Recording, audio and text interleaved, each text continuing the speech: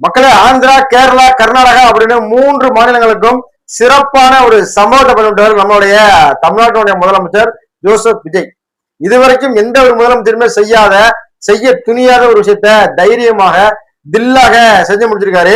இதை பத்தி சாட்டை உட்பட எந்த சேனலுமே வாயை துறக்க, எல்லாருமே வாயில பண்ண வச்சுக்கிட்டு உட்காந்துருக்காங்க. அதை பத்தி தான் முழுக்க முழுக்க நம்ம இந்த வீடியோல பார்க்க போறோம். வாங்க வீடியோக்குள்ள போவோம்.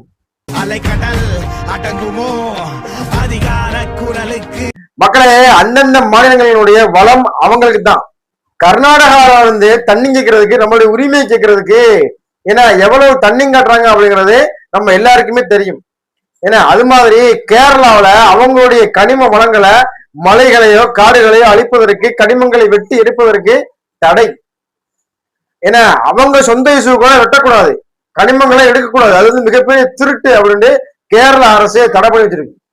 ஏன்னா அந்த மாநிலத்தை ஆள்றவன் அந்த மாநிலத்தை நேசிக்கக்கூடியவன் அப்படிங்கிறனால அதை வந்து தடுத்து நிறுத்தி வச்சிருக்காங்க. ஆனா நம்ம தமிழ்நாட்டுல இருந்து நம்மளுக்கு ஒரு ஒரு வசனம் கூட இருக்கும். என்ன அப்படின்னா, ஊரா முட்டு நெய்ய மொண்டாட்டி தாராள கையே அப்படின்னு. நம்ம வீட்டுல இருக்கக்கூடிய நம்ம நாட்டுல இருக்கக்கூடிய அந்த வளங்களை என்ன நம்ம தேவைக்கு போகத்தான் அடுத்தவங்களுக்கு கொடுக்கணும்.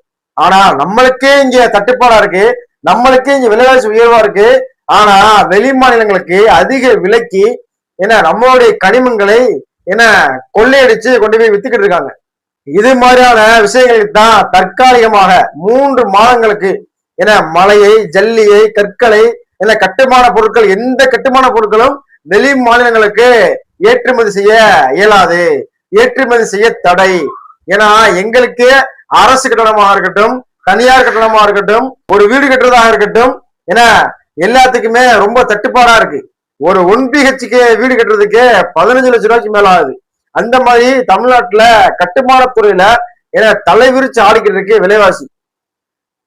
இதையெல்லாம் கட்டுக்குள்ள கொண்டு வரணும், நம்மளுடைய தேவைக்கு போகத்தான் வெளிமாநிலங்களுக்கு ஏற்றி வரணும் அப்படின்ட்டு நம்மளுடைய முதலமைச்சர் வந்து ஒரு கட்டுப்பாடை போட்டு இவங்க 3 மாசத்துக்கு எந்த பொருட்களும் தமிழ்நாட்டில இருந்து ஏற்றுமதி கிடையாது அப்படின்னு தடையை போட்டாப்புல.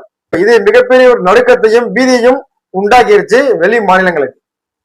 இப்ப நம்ம என்ன கேட்கிறோம் அப்படின்னா, கேரளாவில மழை இருக்கா இல்லையா, கர்நாடகாவில மழை இருக்கா இல்லையா, ஆந்திராவில மழை இருக்கா இல்லையா, தமிழ்நாட்டுல மட்டும்தான் மழை இருக்கா?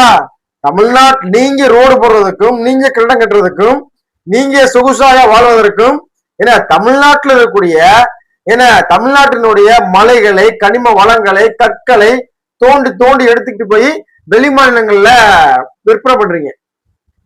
ஆனா உங்களுடைய மலையை கர்நாடகா